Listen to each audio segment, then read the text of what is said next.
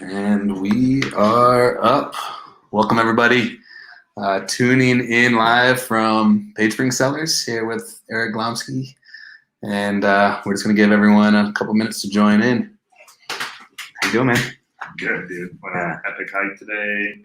Beautiful, beautiful weather in the high mountains outside of here. Like I was just saying, started off the hike at 7 a.m., like 54, 55 degrees. Ended, it was like 80, you know. Yeah. You? How you doing? Been well, man.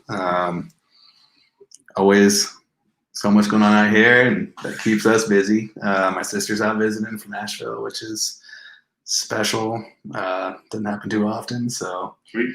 That's been great. Girls are running wild, full-on summer mode. As they should. Yeah. So, been busy, but hopefully won't be too busy in the next week or two, man. I'm heading down to Cleveland this week to help Alan, our vineyard manager down there, kind of finish up leaf pulling and just tightening things up, checking on the nursery.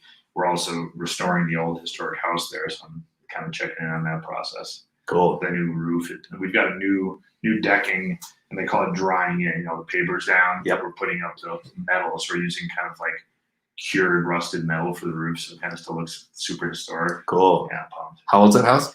It was built in the late 1800s, like right around the turn of the previous century. Yeah. And it's like high ceilings, all beadboard. It's really cool. Softwood floors. Yeah. When you walk into that place, it screams history. Go back in time. I mean, it's like cliche in the sense that it's like history in the floors, history in the walls. It's weathered and awesome. It's awesome. Yeah. Drink anything good lately? How about we? I only drink things that agreed. Finer things in life, right? What about spirits, cocktails? Obviously, since we took on my brother's spirits in the tasting room, I've been drinking a lot more of them than I have been previously because I had to ration them before, and now we have a ton of them here. But let's see. My big thing that I've been messing around with for the last week is this thing called the Rums Gin Fizz. And it was kind of a pre-prohibition. It was like a gin fizz is usually like, gin, lemon juice, or, some kind of citrus, usually lemon or lime, but usually lemon. And then egg white and club soda, a little bit of sugar. Mm-hmm. And you shake it, and it's fizzy, and it's light, and it's really nice. But the Ramos Gin Fizz, you actually, traditionally, they shook it 20 minutes just to really, get a bunch of air into it. Right. And you get this massive head. And what you do, so picture a Collins glass, like straight-sided. Yeah. You put a long spoon, like a cocktail spoon, upside down, and you pour seltzer down the stem of it so it follows it to the bottom, and it pushes the foam up. And the foam's so stiff, almost like a meringue, that you end up with like 3 or so inches of foam above the top. Right. And you sink your straw down in there and you suck it down. You can lick it off. The head's, it's like part of it. The joy of it is making the head. It's just killer. That's awesome. So that's what I'm working on. Yeah. Using my brother's gin, of course. The egg white trick. I mean, Proteins. when I feel like that was a pretty major shift in my creative direction when it comes to making cocktails, because I love acid. I know you do too, and it's essential when it comes to drinks. But sometimes you need some richness to balance that out, and you want that balance there. So it's a great textural play for sure. Yeah, my go-to recently has been you take some whiskey, you pour it in there, and just no. But here's the other one: is you take some pickle juice and you pour it in the other one. And I've introduced a lot of people to picklebacks, man, and it's, I've mixed feelings because it kind of kills the whiskey flavor. It's just part of it, but man, they're delicious. And I use a Jameson, like an Irish whiskey. Jameson, mostly, but that's the classic pickleback for sure. Yeah, totally. Happy to have you guys joining us. Terry Glomski and Nisa joining us. Lori Chavez. Happy to have you guys back once again. The Chavez is, you guys, thanks for the cigars. You guys will probably be smoking some cigars with this barrel-aged rum at the end here. Thank you very much for the ones you dropped off for me, guys. It's always a nice thing to show up and be like, oh, there's 3 cigars here waiting for me. It's funny, you gave me that one a week ago or so, and it's just been staring at me every day. I'm like, I need to be in a setting I know, right? that I warrants was kind of me to thinking we should have smoke smoked this. this room out here at the end, but yeah, kind of christen it. Yeah. Well, let's get moving, man. Welcome everybody joining us live. My name is Luke Bernard. I'm here with Eric Glomski, and we are tuning in once again for another one of our virtual tasting sessions. This week, I would say, is one of the more exciting, looking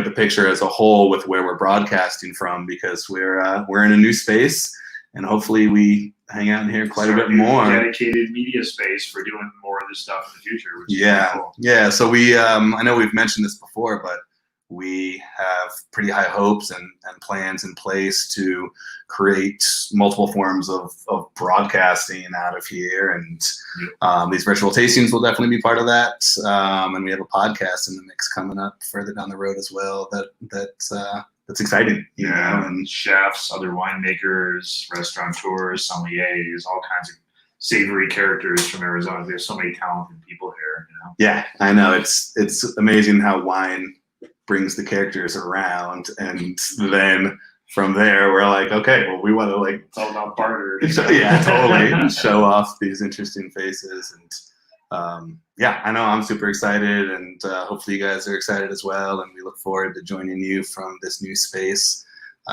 further down the road. What are we doing here today, man? Just a quick kind of curriculum or layout for the rest of the session. We're going to taste my brother's Platinum Rum. This is all the focus on Vitae Spirits, my brother's project in Charlottesville.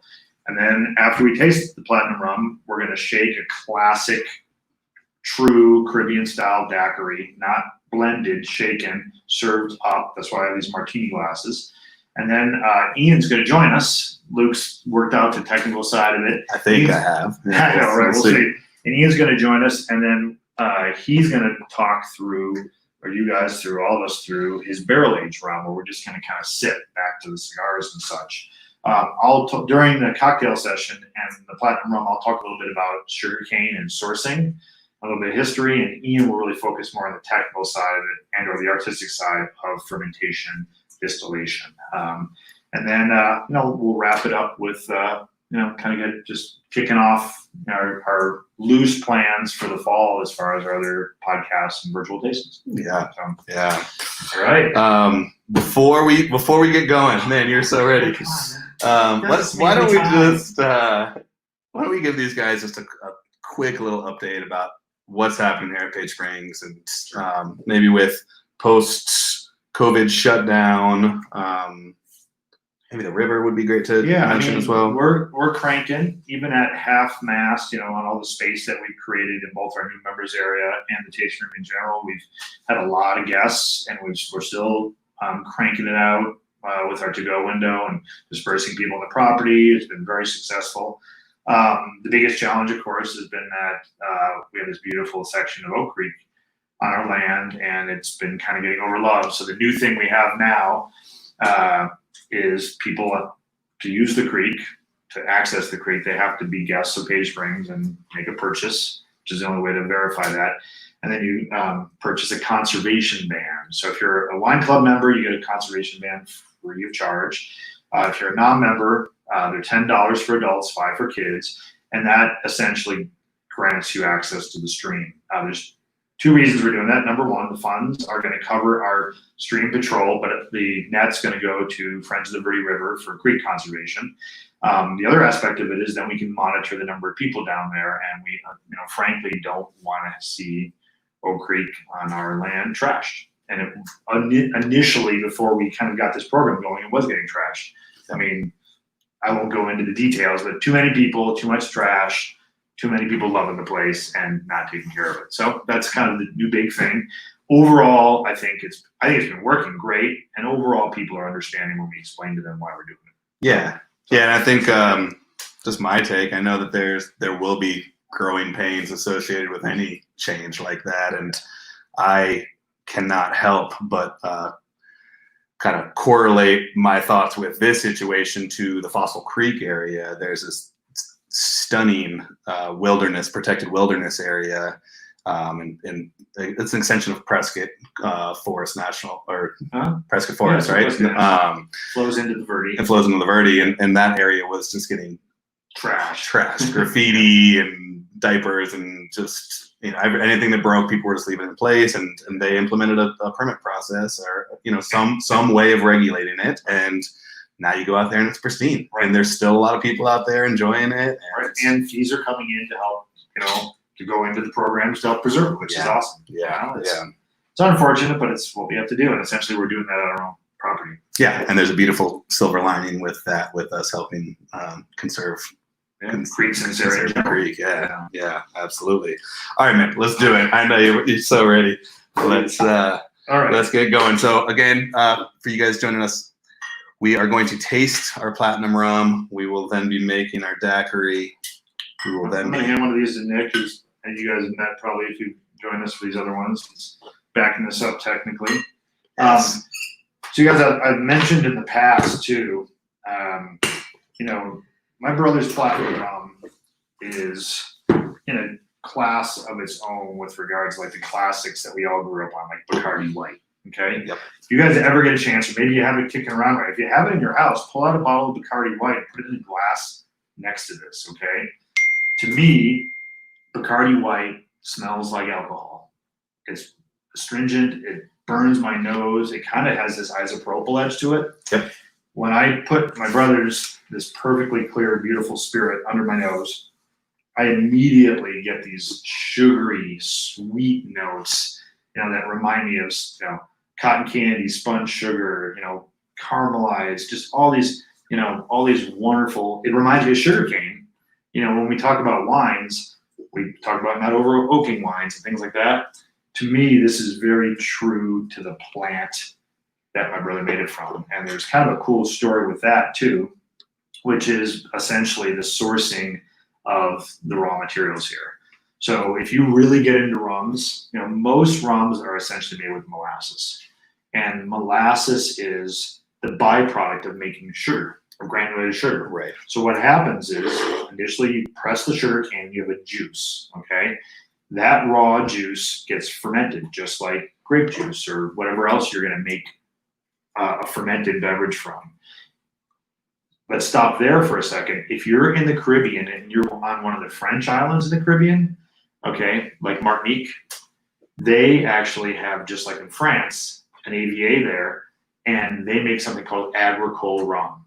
So because they're right next to where the sugar grows and where it's being pressed, they take that fresh juice and they immediately ferment it, and then they distill it. And so that's called agricole. There's only, basically only the French Caribbean does that. Those rums tend to have these really grassy, green sugarcane qualities because they're so close to the source, okay? Now, the next step would be that juice getting lightly boiled and reduced, okay? Yep. That's basically what my brother makes his rums from. And it's called, I'm going to draw a blank here for a second. It's basically concentrated sugarcane juice, okay, cane juice. Yep. And the challenge is my brother can't get cane juice because it's unstable, okay? All of his stuff is coming from Louisiana. And so they reduce it, they do a light boil so that they don't blow off a lot of the flavors. And then he buys these drums of it and they get shipped to him in Virginia, okay? Meanwhile, okay, if you keep cooking it, basically what happens is it starts to crystallize and then they start pulling off sugar, okay? Cane sugar, granulated sugar. The leftover liquid they cook further, and that's molasses. And that's what most of the rums on the planet are made from. And that's why rums can be kind of inexpensive, because it's kind of a waste product per se. Yeah. Okay, so again, agricole, fermented juice, then distilled. And Ian will talk about distillation more. And then there's evaporated cane juice, which is what Ian makes his from. So it's still closer. And then there's these various grades of molasses from lighter to darker, depending on how much you cook it. Right. Okay? So this is about as close as you can get, unless you're making stuff right in Louisiana. And in some ways, this is kind of neat because it actually does concentrate the flavors a little more without the browning like you get a lot of other rums. Right. So anyway, let's dig into this a little bit. I mean, again, I'd be surprised if you immediately just get tons of sugarcane notes. Well, so I would say we're pretty good at using our noses, and I would say that anyone who just jumps into that as if they're sniffing any product is going to get alcohol. I mean, that's go in easy. This isn't wine. Yeah, absolutely. And you do have to look past that alcohol, because that's very volatile and it's jumping out at you right away. But you are right. It is just dessert in a glass. Also, again, super clear. So this has neither been barrel aged, nor has it been the base product or any of it cooked so much that it takes on any kind of caramelized colors.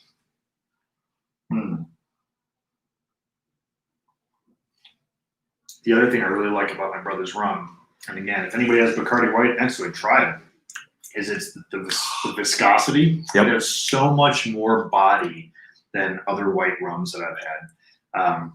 It's just so full and rich. And then when we make this daiquiri next, I have yet to find a white rum that makes the daiquiris that this does, because it's just so supple and rich, and like it just gives so much. It's just awesome. I get all these neat hints of like marshmallow and absolutely.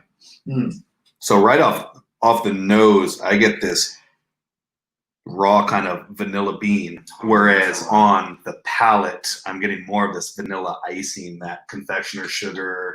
That's a great description. And yeah, my mother used to make carrot cake when we were kids, and she'd make that white icing that we kind of crust over on it. Totally reminds me of that. Super smooth. And the viscosity of this, I mean, if you guys get a chance, take a little bit, put it on your fingers, and just rub it. Feel the viscosity of that. It's not like water. And then it's just when I taste my brother a lot of times we end up doing something like that. Yep. It's just amazing. You can feel, the richness of this and all the things that are in it.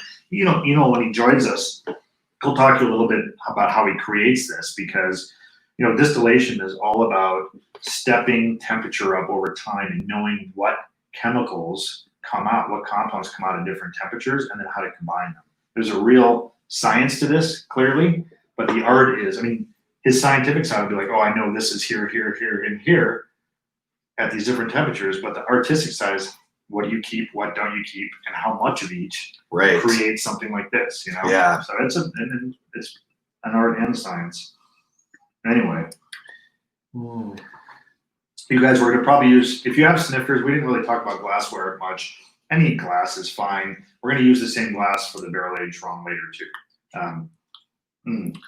You know what I've always loved about a piece of history with rum and kind of associate it with wine. Wine was essentially a mistake that, it was fermented juice somewhere, or, the first glass was probably not supposed to be alcoholic, right?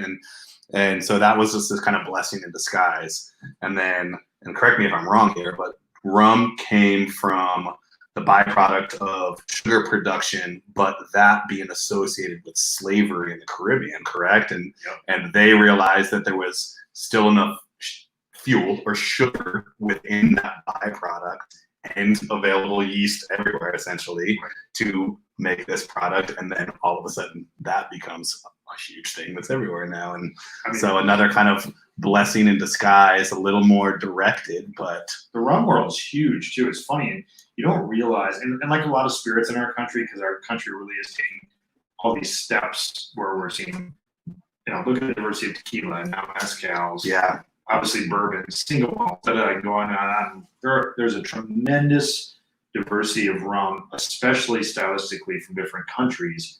Panama, Haiti, Dominican Republic. There are, I said Agricole's only, technically Agricole's are only in these French colonies. And in fact, I'll suggest one to you. I'll check out Clement, Clement, one of my favorites.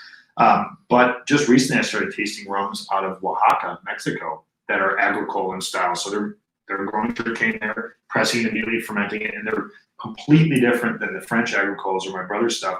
They have this really strong, like last time I tried them, honestly, I was like, they reminded me of green tomatoes and sugarcane. And I was like, oh, this would be a good, this is like a Bloody Mary rum. Right. It's check them out from Mexico too. They're really cool. Yeah. All right. Another little thing, a little chunk of history is, just like all the other things we're talking about, again, you see parts of the Caribbean, nobody's always talking about rum, but rations on these seafaring ships, pirates, again, back to a lot of times people mix the rums with their waters to kill things in the water before they drink them. This was a critical supply, both for morale, both positive and negative, for like quelling people. Yep. And for inspiring them before battles and making sure that their water supplies were healthy. You know, add 5% rum to your water that's been sitting around, or Lord knows where you got it. Right. Put stuff in it and drink it, you know, at levels where it's not going to dehydrate you, but it'll kill stuff in there, you know. And then, of course, over time, it's gotten refined. I mean, there are rums out there now that compete with the finest bourbons and single malts. You know, there's 10, 15, 20-year-old rums out there that are just incredible. Right. You know? And the other really cool thing is that these are that part of that group of spirits that are made directly from a plant. You know, whereas gin, you can have different bases. Vodka, you can have different bases. Vodka can be potatoes. It could be grapes. It could be wheat. Rum is always sugarcane, and then it's either pure and very terroir driven, or it's barrel aged, and the oak plays a bigger influence. So that's one of the reasons why I love them. Yeah. Yeah. All right. We make a cocktail. Where were we at in this process? Let's do it. I'm ready. All right, everybody. So check it out. Hopefully, you all saw the list of things that we need for this. And, you know, you don't have to do the exact same thing to me, as long as, you know, you end up in the ballpark. I think we're fine. I grabbed 3 martini glasses because I really like to serve them neat and up, just the liquid after we've chilled it down, and I like to sip them. The things that you're going to need, if you haven't already squeezed them, you need something to squeeze your limes with. Okay, you're going to need a shaker. You're going to need. You don't have to have a strainer, but some kind of strainer. My shaker happens to have a strainer on the top, and this. I'm going to double strain. It's not critical, but I'll explain why. If you have a shaker where you're using another shaker like this, or a pint glass, you'll need a Hawthorne strainer, which are the ones that you just set in there and then hold in while you tip. Whatever strains the ice out works. Okay, and then some kind of measuring device. By the way, I really love these. You can get these at Walmart. These Anchor Hawkings. This goes up to 4.5, 5 ounces, something like that. Let's see here, 5 ounces, and it's awesome because a lot of times I'm mixing cocktails for more than just myself. Yep. And this allows you to make up to like 3 or 4 cocktails for a group. I went ahead and made some simple syrup beforehand. Super important. If you guys haven't made this, I would knock it out really quick. Super simple. I would just take equal amounts of cane sugar. It could be white. It could be raw. Not brown though. Okay.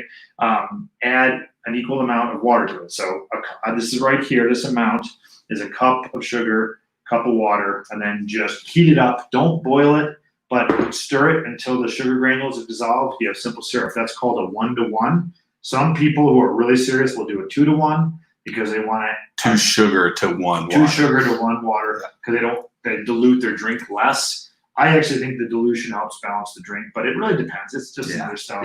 Those people are probably making cocktails where people aren't so obsessed over the volume. Exactly. You know what I mean? Dwayne at Brentford, our rum bar down in Phoenix, he uses 2-to-1s, and he's the guy who really knows what he's doing. You know.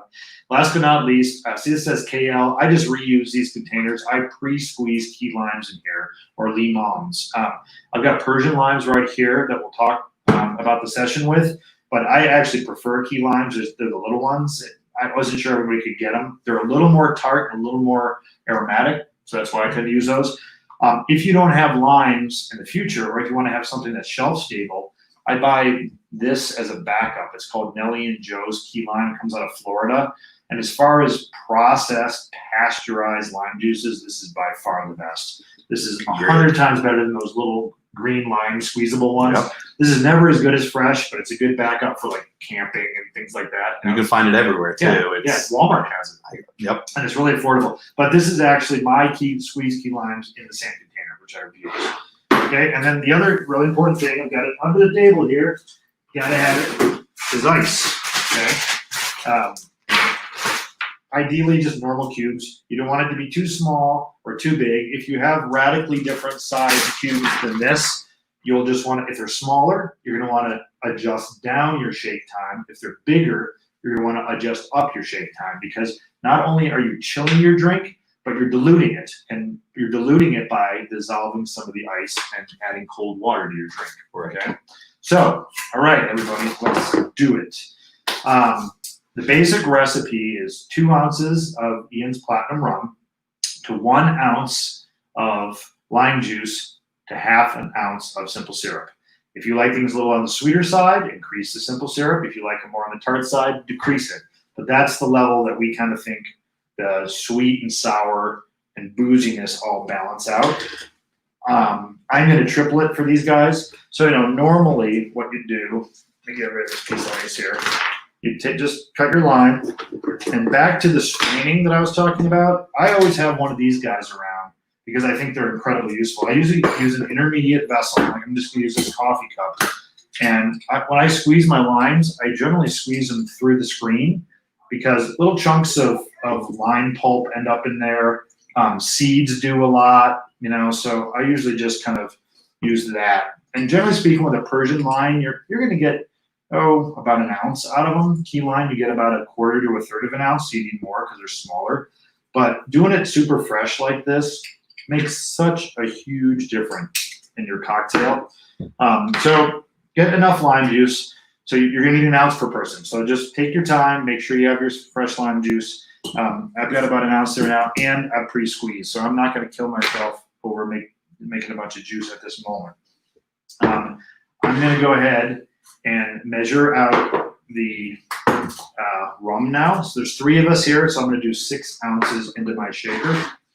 And since this is a 5-er right here, I'm going to do 5 and then 1. This is going to be a nice cocktail, gentlemen. I can just happy to stay on the clock at the moment. Okay, so there's my 6 ounces of rum. Close this back up. That smells so good. All right, so now I need half as much in lime juice. So I've got this right here that I just squeezed as a demo. So I'm going to need 3 ounces total. So that was a little more than 1 ounce for 1 lime. I'm going to use my key now. Whenever you guys store it in something secondary like this, always shake it beforehand because it tends to stratify and you won't get the same effect. I highly recommend, if you're really getting into cocktails, to like about weekly, which is what I do, squeeze a bunch of lime juice in one of these and you just have it. Just make sure you shake it beforehand. Okay, there's our lime. So that's, again, back to cocktail.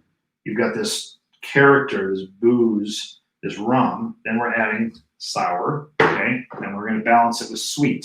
I like things a little more on the sour side, not syrupy sweet, as does my brother. So his cocktail recipe is basically mine. So I'm going to drop down to a 1/2 ounce per drink now. So I'm going to do 1.5 ounces of my simple. So you can see that I'm just going to shake this out of my little container. If you just made your simple and it's a little warm, it's not the end of the world. We'll probably shake a little less because it'll melt your ice quicker, okay? Remember, dilution and shaking is really one of the important processes to understand. Okay, so that's in there now.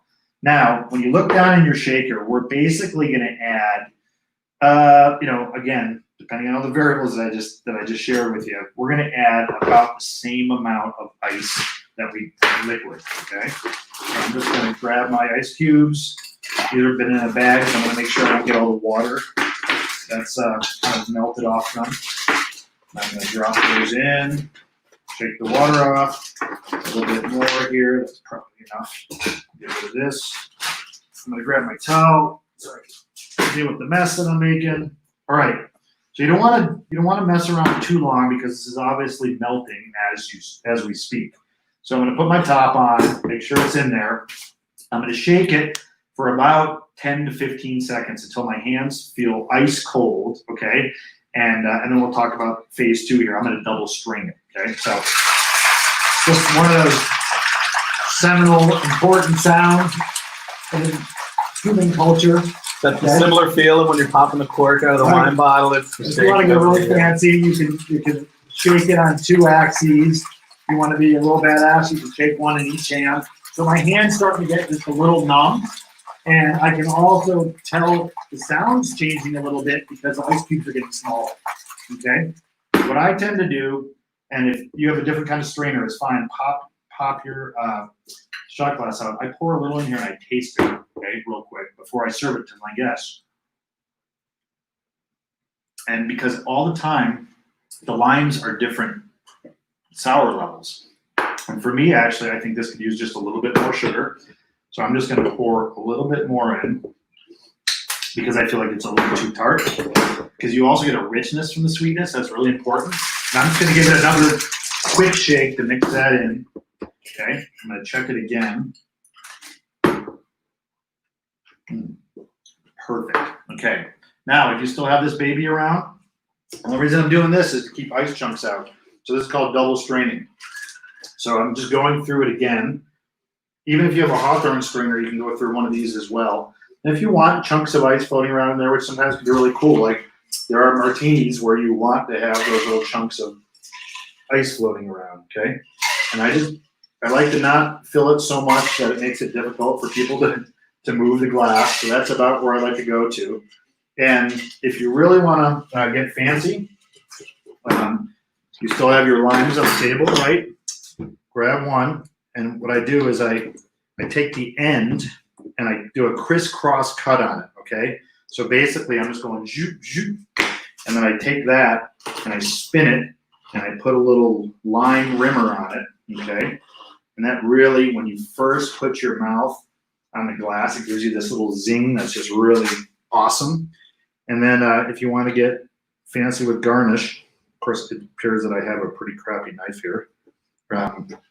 Cut yourself a lime, cut it in half, then cut upwards in the middle, and then just pop a little lime on the edge there. Real simple. And you know, it's not just aesthetics.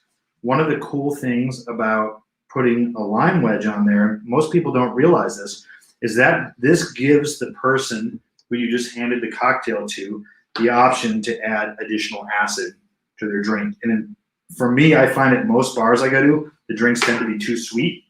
So I'm really glad to have that garnish lime because I almost always squeeze it in and I'm psyched to have a little more acid. You know, you taught me about how the garnish is basically used to adjust your drink appropriately to yourself. Exactly. And I've always thought that makes so much sense. Everybody thinks it's like a piece of parsley. And then, right, but in drinks, what you typically see is people just grab it, squeeze it in there, and not even think about it. But if you think about it as that is what's going to allow you to customize your drink to yourself within a certain range, it makes so much sense. The other cool thing is it does give you a first aromatic kind of flavor smell as well. So I don't know where you guys are at in your process, but take your time. And again, you can adapt this however you want. It doesn't have to be a martini glass. I love this. I just think that's absolutely beautiful right there. I mean, look at that. Look at the color of it. You can smell that fresh lime. Having this beautiful little garnish on there is also nice. But the other thing I would recommend is you have this cold right now. I didn't chill the glasses beforehand, but if you guys have room in your freezer, at my house, I keep a ton of my glasses in the freezer because the other thing that happens is your glass warms up your cocktail super fast. And one of the reasons why we have these beautiful stems, so you're not holding it and warming it up with your hands. But if your glasses are chilled beforehand, it keeps your cocktail at temperature longer. Yeah, it's definitely So, should we try it? All right, sign me up. So I challenge you to clank in these. Nick, cheers. Let's get you there, man. Cheers to everybody out there. Let's give it a shot, you guys.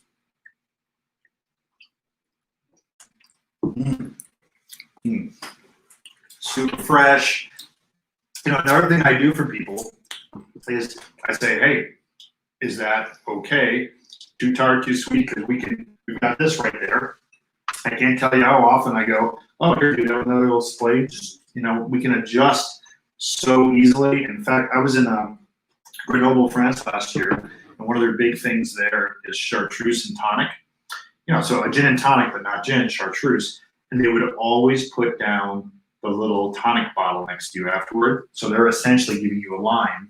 So you can adjust the tonic levels afterwards. They always did that. And I was like, wow, nobody's ever given me a tonic bottle for my gin and tonic because half the time I don't like my gin and tonics at bars. They're either too boozy or not boozy enough. I can adjust it myself. So I'm actually not going to drop this in. I feel like we have plenty of acid. I'm just going to pop that over here, and I'm going to keep drinking. For me, one of the last few times I was making Delicious. this drink, I was making multiple drinks. So instead of using this to adjust mine, I was kind of playing with the recipe. And what I found myself doing was using my sugar as my kind of variable in there. So I was sticking with my 2 parts rum, 1 part lime juice, going with a 1/2 part sugar, Right. but then the next round trying a full part sugar. And for those of you guys at home, if you are going to make a number of these, then playing with it makes the world of a difference. He just did it in his class when he was out here too. Yeah. He did 1/4, 1/2, and 1, and showed why he liked a 1/2. Right.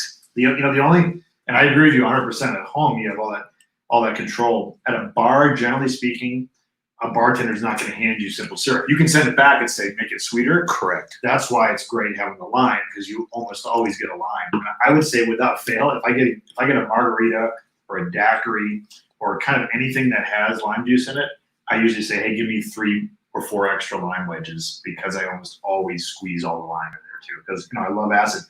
And if you guys are drinking this right now, it should not only have that tart, great lime character, but there should be a sweetness and a richness to it. And everybody's palate's different. So if you don't feel like this is a great balance between that sweetness and that rum sugariness and that lime, add a little more sugar.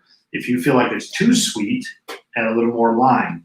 And then remember, you diluted it here too. So when you put it in here, the sugar will drop right to the bottom, so make sure you stir it.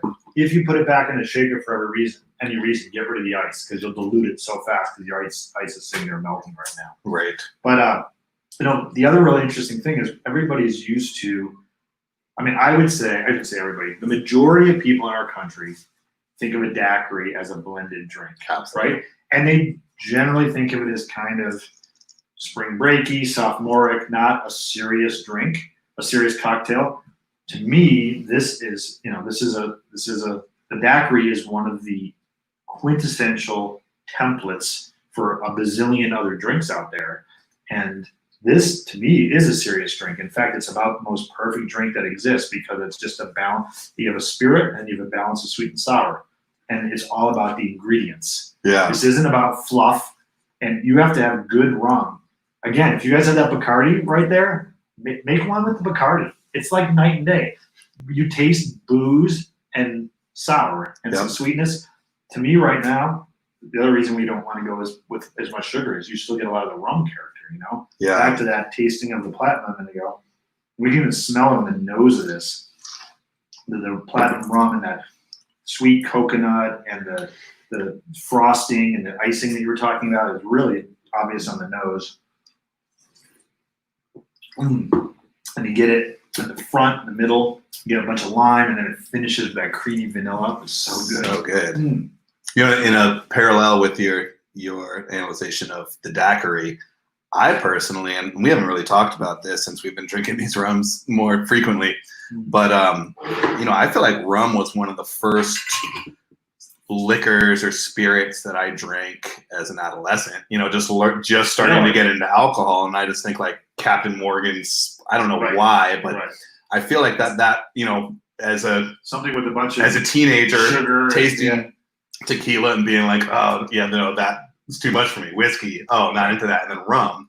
And then I feel like, tequila makes you hallucinate. Totally. And then when I matured into spirits a bit more, then my focus really went to tequilas and whiskeys and then kind of coming back around to rum. So I don't know if it's just my personal history, but that's definitely how it kind of fell in line with me. I think my first was Jack Daniels and Rumple Mints. Like, do you remember Rumple Mints at all? Yes. I think it might have had to do with my first girlfriend and me losing my virginity. Yeah, we used to take Captain Morgan's and just put it in with Humex, the Mexican juices, the nectars. Just put them in, mix them up, and just take them out with. And I still actually do that. Just I use a better rum now. Hey, real quick question from Kim Smolinski. She's asking about. Oh, I'm clicking on the wrong thing there. Do you recommend putting rum in the refrigerator? Yes. I actually keep it in the freezer. So number one, you have to be careful. You can't put certain cordials that are lower alcohols in the freezer because they'll freeze. I keep like my key spirits, like gin. I usually have a gin, a Blanco tequila, and a white rum in the freezer all the time. And the great thing is, like, back to the glass and all that, having them cold right out of the gates allows you to have a nice cold cocktail that will stay cold longer. But just remember, again, when you guys get more serious about cocktails, if you put warm liquids in your shaker with the ice, they're going to melt the ice quicker than you put something that came out of the freezer at sub-freezing, along with chilled. Like, I keep my simple syrup and my lime juice and all those things in the fridge too. So just remember that you have to shake longer, okay? Because you have to, dilution, again, not just chilling, is the other part, which is, in a metered way, melting down a little bit of your ice and adding water to this is part of the process. Right. So absolutely, and not even just the fridge, I would say the freezer. How do you feel about bringing in our guests? Let's do it. So we are happy to have a guest of ours who was with us last. Is that last? One before last. Yeah, because he was out here from Virginia. But the other Glomski behind the name. We already said a smarter, more handsome guy, right? Yeah. So let's see if we can bring Ian in. Yes.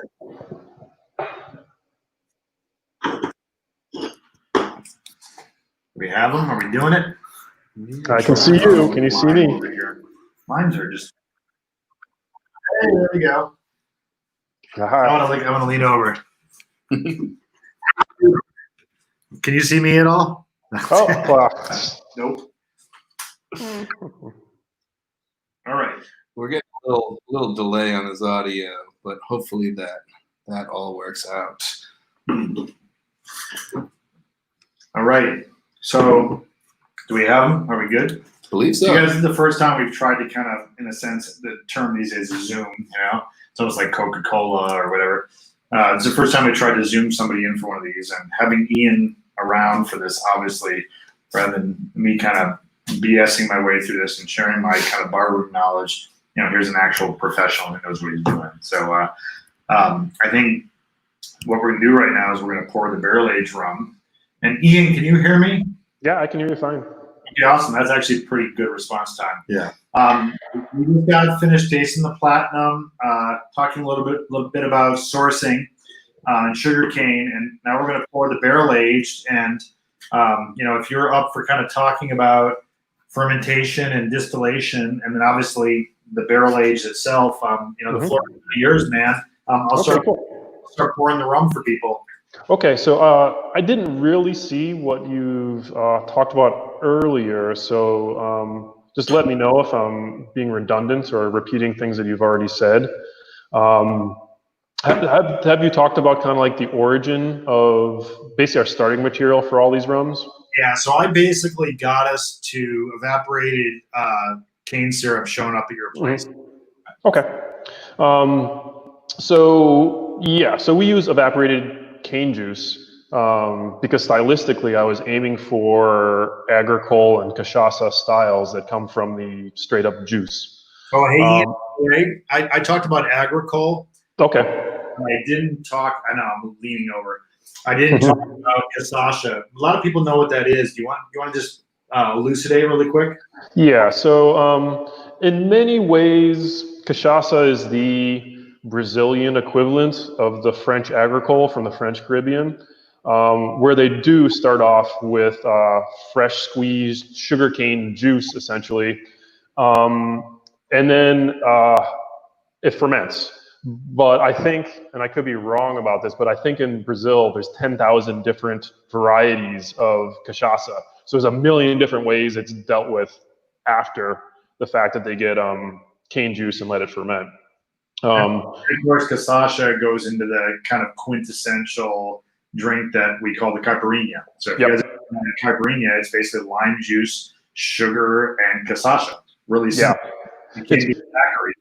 Yeah, it's basically like a daiquiri, except for you use crystal sugar instead, so that you kind of get a textural difference in a caipirinha that you don't get with a daiquiri, really. But it's very similar. Yeah, and so we basically bring in that evaporated cane juice, which is a syrup that I would say superficially looks like molasses, but it's much more sugary than molasses, and it's been cooked a lot less, so it's a much lighter, has a little bit of the green characteristics left in it still. But it is an agricultural product, so when it comes in the door, it actually has a lot of kind of dormant bacteria and yeast in it. And we don't always know what those things are going to be. So we actually dilute it in water, but then we pasteurize the whole batch so that we kill 99.9% of the wild things that are in there, so that we have quality control, but also it keeps it like it keeps you from getting a bunch of that sugar turned into, say, acetic acid, which is vinegar, or turned into lactic acid, which is the sourness in yogurts or sour beers or something of that sort. So we pasteurize it. And then once we cool it down to kind of a reasonable temperature that yeast like, it's 85 degrees, we pitch our yeast. And the yeast we actually use was one that was isolated from sugarcane plants. So it was growing on sugarcane plants on the island of Guadeloupe down in the French Caribbean. Once again, kind of, since I was aiming for a French agricole kind of style, taking a yeast that would have been potentially inoculating those fresh juice fermentations made a lot of sense to me. And the truth is, I tried like 5 different varieties, and that was the one that kind of had characteristics that I liked the best. And I would just say, like, kind of as an aside on yeasts, from all the experiments that I did developing our rums, I think yeast was the single component that had the greatest effect on flavor profiles. I mean, the short source of sugar mattered, but it wasn't nearly as influential as these different yeasts. So that's that. If people are kind of looking to do stuff to make rums and stuff, that is something to pay close attention to. And Ian, are those yeasts kind of exclusively specific to distillation, or I mean, the distilling spirits, should say? Yeah, I wouldn't say that's necessarily true. Honestly, when I was approaching my yeast question, like, not exaggerating, there's probably 5,000 to 7,000 different types of yeast strains you can get your hands on that are kind of designed for alcoholic fermentation. And I just basically had a number of parameters that I filtered through those databases with, and found things that, like sucrose. That's the primary sugar that's in sugarcane. So things that like sucrose, things that like relatively warm fermentations, because stylistically, essentially all rums essentially come from warm areas, the tropics. So it tended to be warm fermentation, things like that. So I just basically went through the databases and kind of found things that were available and had the characteristics I was looking for, and that's where I started narrowing things down from. Cool. Hey, Ian, before we start launching into distillation, Mm-hmm. Do you mind talking about, everybody's got this rum in their glass and they're sipping it. Do you mind talking about the barrel age a little bit, and then we'll go into distillation? Yeah, sure. So in terms of the liquid, this is the exact same liquid as the platinum rum. We don't dilute it out to the 80 proof that you're drinking the platinum rum at. We keep it at about like 120-ish proof when we put it into barrels. Yeah, but so that's essentially platinum rum that we put into barrels. That particular version of barrel-aged rum is a blend of 2 different barrels. We basically went through our barrel collection and kind of picked and chose the things that we liked, and then we started blending them. And so what that is a blend of of rum that was aged for 2.5 years in a bourbon barrel. By definition, all bourbon barrels have only been used once to make bourbon, and then they have to get rid of them. That's why most brown spirits in the world, from tequila to scotch, the rum and brandy, are usually aged in bourbon barrels. That's kind of the default. So one of our barrels is a 53-gallon charred oak bourbon barrel. they char the oak for bourbon barrels versus toasting in the wine world. Toasting, kind of is brown to dark brown, but charring is truly like alligatored oak, like it's cracking and stuff like that. And that's basically one of the things that defines bourbon. So that was our first barrel. The second barrel is actually a Cabernet Franc wine barrel from a local vineyard, Keswick Vineyards. And they sold me that barrel before they won the most prestigious wine award in Virginia called the Governor's Cup with that wine. So they would have charged me a lot more for that barrel if they had known it was going to be the Governor's Cup winner. So that the other barrel is a Cabernet Franc wine barrel. It was a neutral wine barrel. They had used it 4 times, but the truth of the matter is that when you put a 120 proof, 60% alcohol thing into a quote unquote neutral barrel for a wine, it's not neutral for that alcohol. And having such a higher alcohol content and being such a better solvent, it rips out flavor also from the oak that you wouldn't have been able to capture with the wine alone. Yeah, so that's basically a blend of Cabernet Franc wine barrel aged rum and bourbon barrel aged rum, aged for 2.5 years. And then we were kind of tasting it, and me and my assistant distiller at the time decided we liked the taste and the characteristics of a 90 proof, 45% ABV rum instead of kind of the 40% ABV that we do for the platinum rum and most of our other rums. Hey, Ian, can I ask you a quick question about that? Yeah. So there's a lot of kind of hype, rhetoric, judgment out there about spirits at 40%. Why do we see spirits at 40% so frequently? And but then to me, some of the best spirits I've seen have been at like I love mezcals from Oaxaca. How can we see some at 42, 45, 48? Why not 40? What does that mean? Yeah, it's somehow become a rule of thumb that the truth is like with cocktails, you're looking for a balance between heat and flavor and effect, I would say. I don't think that honestly 40% is always the ideal, but it's kind of become the standard. And you could kind of be a little bit jaded about this, but we pay our taxes on the percent alcohol. It's called a proof gallon. Uh-huh. So I also think that perhaps 40% alcohol, 80 proof is the limit that people can get away with, that people will continue to buy without paying as many taxes. Is that a threshold? Is 40% a threshold? Like with wine, although it changed this last year, but for a long time, 14%, you paid 3 or 4 times as much tax to the feds when you went over 14% as under. Is 40% one of those thresholds, or is No, it's not. It's basically linear with alcohol content. Okay. We work with things that are called proof gallons. So a proof gallon is a gallon at 100 proof / 50% ABV. And if you're just thinking about gallons, that means that if you have a half of that, 25% alcohol, that means volumetrically that'd be 2 gallons.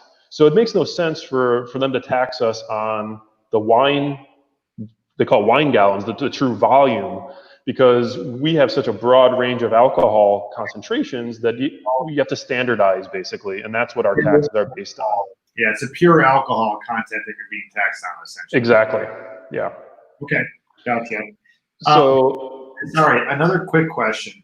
I just added a teeny little ice cube to each of our glasses here. Anybody out there who's sipping this right now, Ian, you recommend actually on your website and your stat sheet. And by the way, everybody, take a look at VitaeSpirits.com and check out. Ian has all kinds of really cool stuff there, including some amazing cocktail recipes. But in the barrel-aged rum stat sheet, you recommend a little bit of ice. Can you tell me a little bit about that real quick too?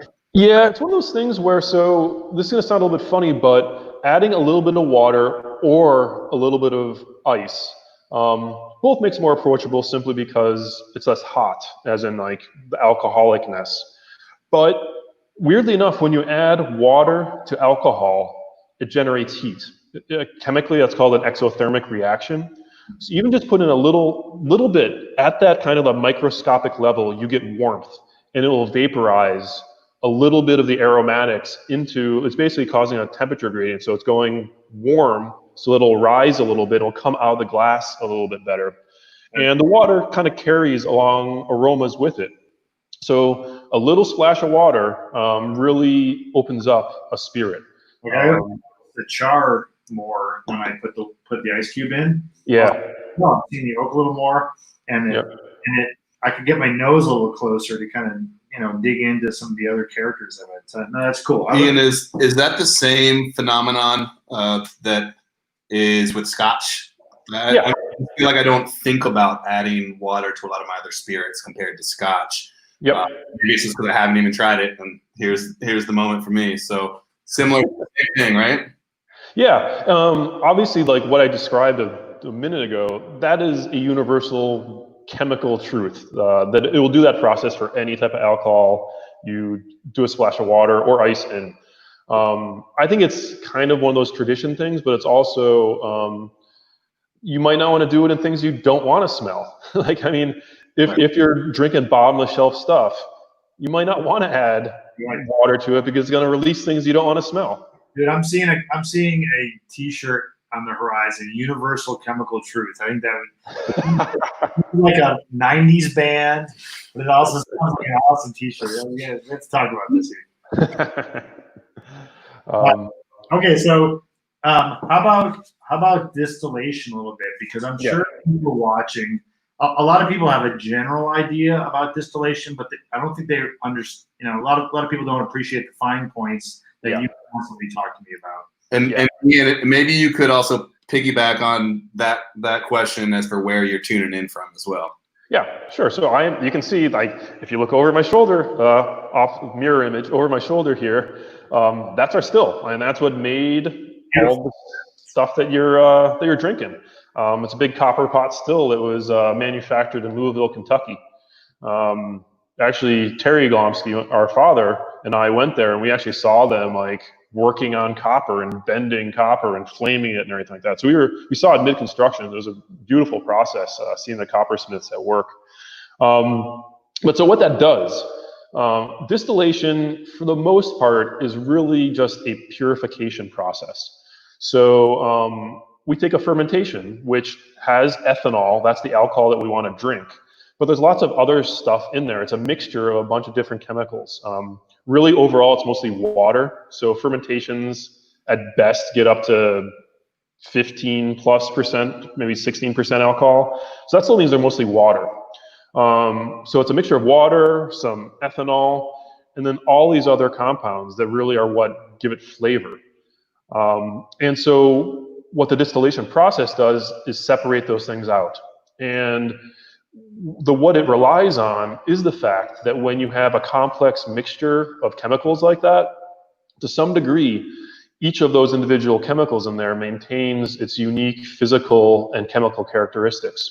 So we know the water at sea level boils at 212 degrees Fahrenheit. What we want to get out of there primarily is ethanol, alcohol, and that boils at 173 degrees Fahrenheit. There's a lot of other things in there that have lower boiling points. The one that we kind of worry the most about is methanol. Methanol, just 50 milliliters of that is considered a lethal dose, and less than that can give you neurological damage and blindness, and that boils at 148 degrees. So the idea is that if we slowly heat these things up, the things with the lowest boiling point ought to come out of the liquid, become a vapor, and leave first. So as we slowly heat this up, things like methanol come out off the still first. Really, in our process, we get a lot of acetone too, so we get lots of nail polish remover. We get lots of acetaldehyde, which is actually what you smell on a person's breath that has been drinking ethanol. our liver very quickly converts ethanol into acetaldehyde, and that's this kind of sweet smell that we breathe out, which is actually very different smelling than pure ethanol. So that's the first stuff that basically comes off the still, and that is a waste product. We don't want that stuff. That's what distillers will refer to as the heads fraction. And we basically throw that out. From experience, to some degree, we know how much of those heads is going to come out, and we basically look at parameters, kind of like what volume has come out, what temperature it comes out at, what percent alcohol it is that comes out at. And when kind of all these things come together to tell us we're getting, quote unquote, to the end of the heads, we go over and we start tasting the stuff that's coming out of the still. And there's a fairly noticeable and quick and dramatic transition from those nasty head aromas, kind of nail polish remover and solvents and stuff like that. And in making that platinum rum, for instance, it transitions into our kind of tropical fruit aromas, our banana and mango and green aromas and stuff. And when that happens, we basically throw a valve, and instead of having the stuff go down the drain, we start collecting it in a receiving pot where we collect all the good stuff up. Essentially, that will become the drinking alcohol. And there is a finite quantity of that. That stuff, that kind of this middle stuff that comes out after the heads, we call the hearts. That's the good stuff. But as those components start to wane in our mixture, we start running out of the ethanol in the pot. Things with higher boiling points start coming off. That includes heavier alcohols, rubbing alcohol, butanol, things of that sort. They have higher boiling points and they start coming off. Sometimes those heavier alcohols are referred to as fusel oils. They're not oils at all, but being a heavier alcohol, they're like kind of are more viscous, and if you touch them with your hand, they're kind of oily or soapy feeling. And this later fraction that has the compounds that have the higher boiling points, that's referred to as the tails fraction. And that has a lot more water in it, so the percent alcohol starts dropping. And in some instances, people consider that waste also. We at Vitae Spirits have found that there's a lot of flavor in this later tails fraction though too. There's what are called rum oils, and that is actually a lot of the flavors that we associate with rums. It is the kind of vanillins and caramel and cotton candy and stuff like that, and that's in the tails. So what we do is we actually collect up the tails, and once we get enough to fill up our still again, we run that through for a third pass through. And because it's a simpler mixture, we've already removed the heads and the hearts from it, so it's that much easier for us to kind of tune in and pull out those rum oils. And what we pull out of that is actually traditionally called the Queen's Cut. It's the good stuff, it's the most flavorful stuff that would have gone straight to the royalty rather than the commoners. But that's actually a component that we mix into our platinum rum. So really, that is what's bringing along the vanillins and caramel flavors, whereas the mango and banana and things of that sort, those are from that earlier hearts fraction that we distilled a little bit earlier. We blend the two together to get that platinum base. I did a distillation course with Ian recently. I flew out to Virginia, and it was a 2-day course. I was out with his brother and a bunch of other people, and he talked up the Queen's Cut, and he walked us by. He goes, "Oh, this barrel here, or this drum is filled with Queen's Cut." And we went back to do our class. He's like, "So anything else you want to taste?" And I think everybody, I was like, "What about that Queen's Cut?" You know? So, and it was really cool because it really gave you a sense of how many variables there are and how these things are not accidental. I mean, I'm sure there's a world of what's traditional and acceptable and the types of things you put together from these cuts for rum, but that there's almost an infinite amount of combinations too. And we tasted the Queen's Cut, and of course we were all, maybe it was just our heads. We all thought it was the coolest thing ever. Yeah. Well, I think I don't know if I remember. I think I mentioned it there, but I do have a barrel of just Queen's Cut too. It's only a 25-gallon barrel though, but that's going to be a primo bottling, I would say. So I think so. What else? I think we're heading down the final path here. If you could share with the people watching right now, Ian, anything else that you think is really important.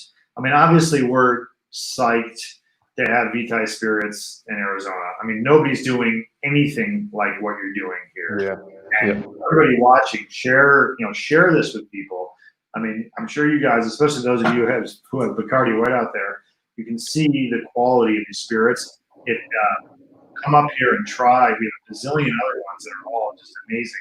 But if there's anything else you think is really important to share, Ian, minutes here. What do you want to hit them with? Yeah. So I would say first off, we're legit. Unfortunately, with the explosion of the craft spirits movement, there are a lot of folks that I wouldn't say that there's authenticity problems. People purchasing stuff and presenting it as their own product. Right. If people are open about that, I really have no problem with it. It's just kind of like the misrepresentation that bothers me. It happens all the time. Yeah, all the time, absolutely. And I would also say something that really makes us different, and I kind of talked to the Page Springs staff about this too, is that I'm trying to develop this concept of community terroir, which to some degree in spirits, it's a little bit more difficult to capture terroir like you can in wine, because it's a step or two removed from the actual agriculture. So there's less connection directly to the sun, the earth, orientation of the land, things of that sort. So what I'm trying to kind of capture in a lot of our products is the community in which we live. So I mentioned, this barrel-aged rum. This is aged in a barrel from Keswick Vineyards. It's a vineyard 8 miles away from here. And that is giving a unique characteristic to our product because I was collaborating with a winery down the street. A bunch of our other products have very similar histories. Our golden rum, which is a grilled sugarcane rum, is solely in existence because this distillery, Vitae Spirits, is 30 feet away from a barbecue joint. And I was shooting the breeze with Brian, the owner of Ace Biscuit, one day, kind of in the early days. And we were talking about sugarcane, and he told me he used to actually get fresh sugarcane, and he'd cut it into skewers and make kebabs with this sugarcane stick. And after grilling it, everyone would chew on that sugarcane because it was super tasty, because it was grilled and like charred and all that type of stuff. And I was like, aha, that was a light bulb moment. I was like, hey, that's something we can do, something different. And so what we do now for our golden rum is I get fresh sugarcane, I hand it off to Brian, he grills it on their house-made hickory and oak charcoal, so we get the smoky, caramelized, butterscotchy flavors, and we infuse that into our rum.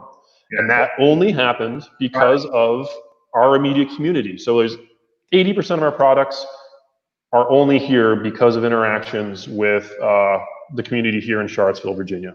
Cool. That's super cool, man. Hey, Luke just reminded me, because obviously you're the pro here, and it's great listening to you.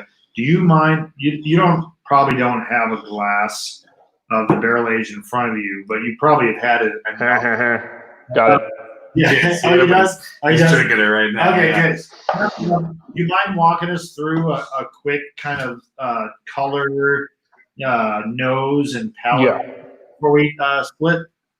Sure. And so you guys might have gone over this a little bit, but because I feel like I'm probably speaking to a fairly whiny crowd, you shouldn't jam your nose 100% inside the glass like you do with wine. It can hurt you.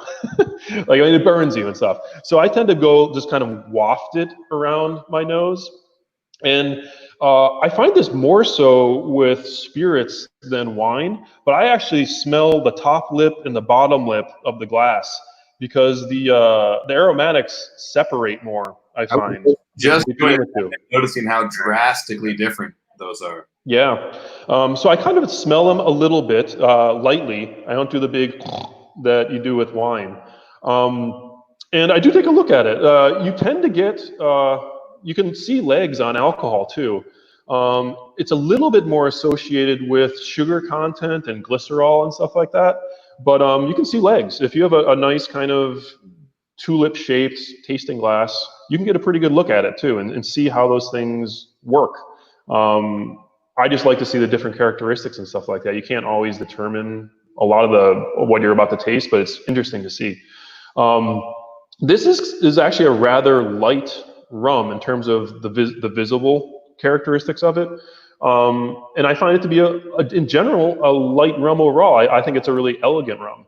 This is something closer to the straw kind of complexion rather than the deep ambers and stuff you can get with very old 25-year-olds or 15-year-old rums. I would also mention, though, that a lot of rums add caramel coloring as a darkening agent because there's a little bit of an association that darker means better.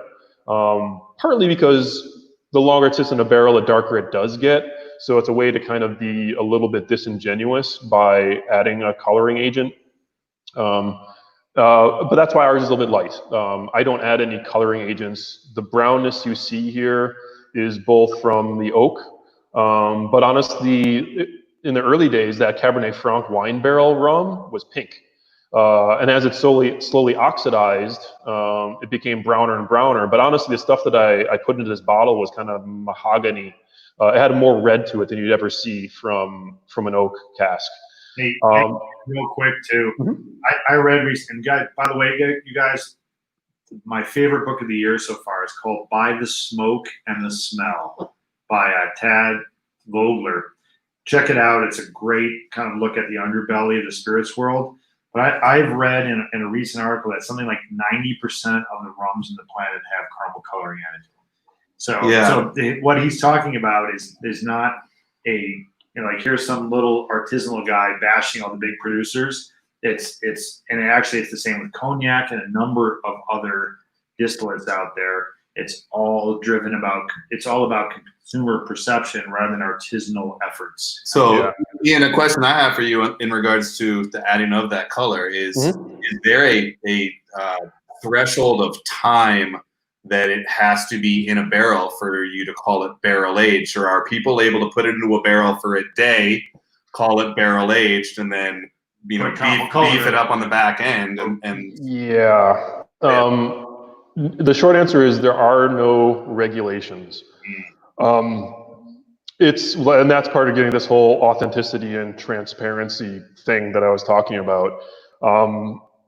At the governmental regulation level, and I think this is somewhat of a joke, but supposedly there are people that have barrels that have a bunghole on the bottom and a drain on the bottom. A bunghole on the top and a drain on the bottom, and it passes through for a fraction of a second, and they call it barrel aged, which is a lot cheaper. You don't have to buy all those barrels. Right? Yeah, it's age is infancy, but it's still a day old. You guys, the book By the Smoke and the Smell too is all about. It's actually going to make you sad because it's about the co-opting and the sellout of the majority of the things. You know that 95% or higher of the single malts out there now are made in 2 or 3 big factories. You know, we all pontificate about the single malts and their terroir. This is an Islay. This is a Highlands. There's almost nobody who's still growing their own barley, malting it themselves, and making single malt. And I might add a little bit too, is that there is very active lobbying and discussion by the rum industry to start having standards. Essentially, like rum is one of the categories that our federal government has really not regulated very much. And I'm usually complaining about regulation, but it's one of those things where, age statements. Every single country has a different age statement for their rums. Some are the Solera style, so they can say 25 years as long as a drop of 25-year-old rum is in there. The barrel, yeah. So some it's the average age, some it's the youngest. So it would be very nice if there was some type of standardization so that we can clearly express what we did and honestly get credit to those of us that do quote unquote the right thing or are representing it as real as possible. And connected to pricing and somebody comes along and goes, why does Ian Glomski charge so much for his rums? You've got a real reason for that, but if everybody around you is lying, how do you combat that? I feel like the label says quite a bit at times. When people are proud of things, they showcase it. And then there, of course, are these loopholes that we're referencing, but those loopholes only go so far. So to Yeah. wear the label typically. And I'm not going to knock a pretty label. Exactly. And I'm not going to knock a pretty label because I think we have really pretty labels. But some people are good marketers. So it's just kind of an example. So vodka is it's part of it is that it's a flavorless alcohol. You try to be as flavorless as possible if you are a vodka. So if there's such minor differences between vodka and you can't differentiate by the liquid, you rely on marketing.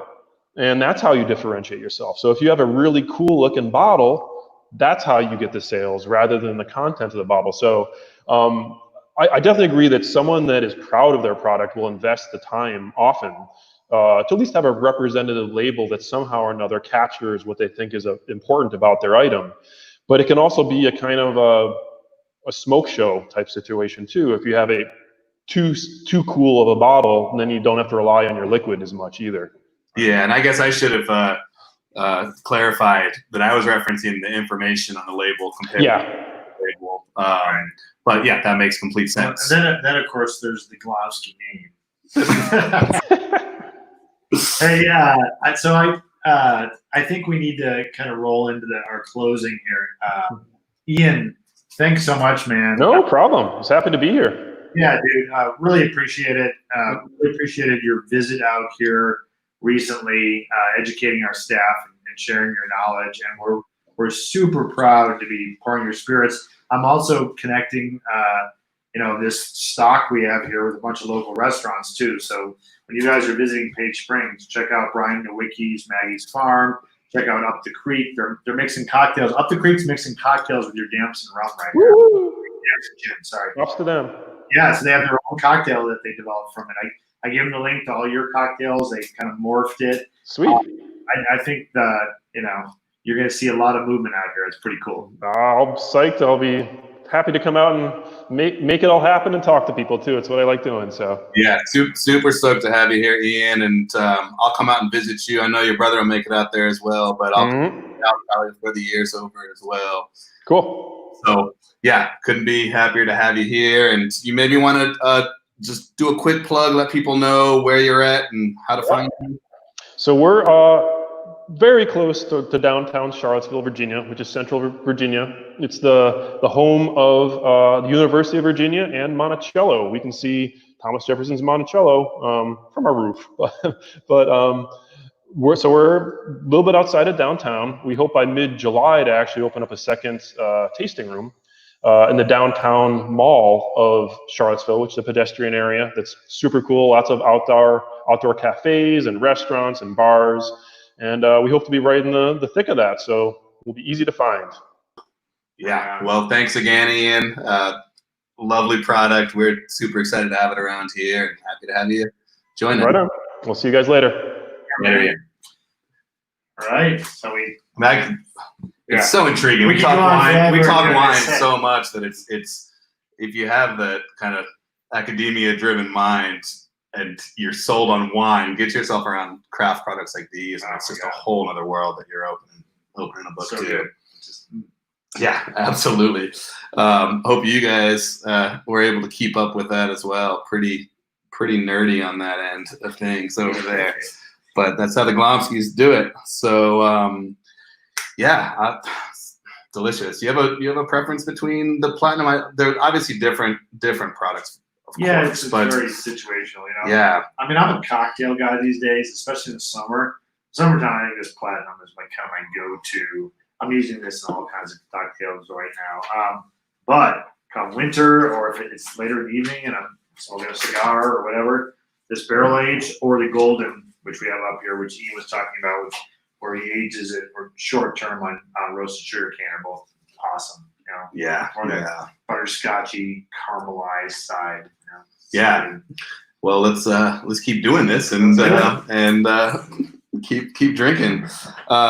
Real quick, I'd like to bring Nick Salvamini in to the frame here if we can squeeze him in. Nick's been one of the forces behind this whole broadcast world that's brought us into your households. and has been kind of staying behind the scenes. But Nick's a newer employee of ours who's climbing the rungs pretty quickly, it seems, and happy to have you in the mix, man. We had mentioned earlier about this broadcast room or media room. Do you maybe want to tell these guys a touch more about what's happening? So it's definitely in the beginning process as far as getting all the equipment and stuff, but the podcast is something that we are going to venture for sure. I think it's going to be a good outlet for not only myself, but all the listeners to get some education on wine and pairings and such as this. So I'm very novice to everything, but I look forward to the educational curve just for my own interest. And I think it'll be a good opportunity for listeners to take. So if we had a chef on here, for example, it'd be a good way to get an insight from the chef to the plate to the table, or from the vine to the barrel to the bottle. Right. So Yeah. that's what I look forward to. I mean, fill me in a little bit on some of your initial ideas, because we've been talking for months now about the different kind of potential guests and things like that. So tell me some of the things you're thinking about. Well, I know you definitely have the plugs for sure, as far as Yeah, you guys are sick of me though. We gotta get somebody. well, else. no, as far as winemakers, you're Connections. Yeah. connections and such. I'm probably too old to understand what plugs mean. But like, plugs? I'm gonna work on that. But, You got into this higher seat. I and know, it was right? felt. I think drip irrigation when he says plugs.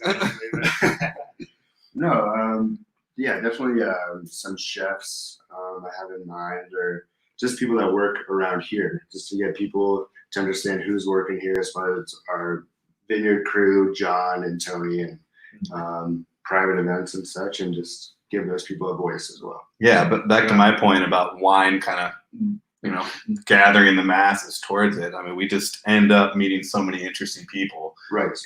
We also are a collective cast of characters as well. So with those in hand, it's kind of a no-brainer as for showcasing some of those relationships. And We got to get those Wilderness Brewing guys up here. And if they listening. are they listening? No, I don't think so right now. But And, they're probably doing their own podcast at the moment. Yeah, I can think of. We've been talking with a bunch of different chefs. Yeah. Barbiticus. We have a buddy locally who calls himself Barbiticus. His name is Brian Shera, but we did a wine dinner with him. Every course was fermented. Food fermented in some way. So just badass. Those are kind of far away from you, huh? But Nick's going to be heading that up. So the face of the future of our kind of virtual relationship with you guys will really be Nick. And we have, back to what Luke was saying, we have so many interesting personalities here. I mean, Corey Turnbull, our cellar master, Bree Nation, who has her own brand, our chef, Jonathan, a guest chef we have right now doing consulting for us, Joe Roger, who used to have an awesome restaurant called Shift up in Flagstaff, which now his wife owns. Long story. If you've ever been in the Roosevelt district, the dressing room was where he was recently. So anyway, we're going to really help you guys experience Arizona culture and all the amazing things we're doing in wee little Arizona here. I know we've got people out there in Chicago, New York, and all things like that, but Arizona's really happening. We have some amazing things going on here. Absolutely. I can't wait. I can't wait as well. My glass just refilled. On that note, I was thinking maybe we could do one final cheers. On top of that, I would like to thank a lot of our wine club members have been extremely supportive of us throughout some rocky times and through the great times as well. Those of you who aren't members who have been following us in these virtual tastings, thank you. We are extremely excited to have you each and every time. And it looks like we're going to be back around in the fall. September is looking like when we're going to be coming back. So hopefully you guys will keep us in mind when the fall season arrives and join us back. Things are beautiful out here right now. And I did want to say one more thing, if you guys don't mind. My father in August is turning 70. And this is Terry Glomski.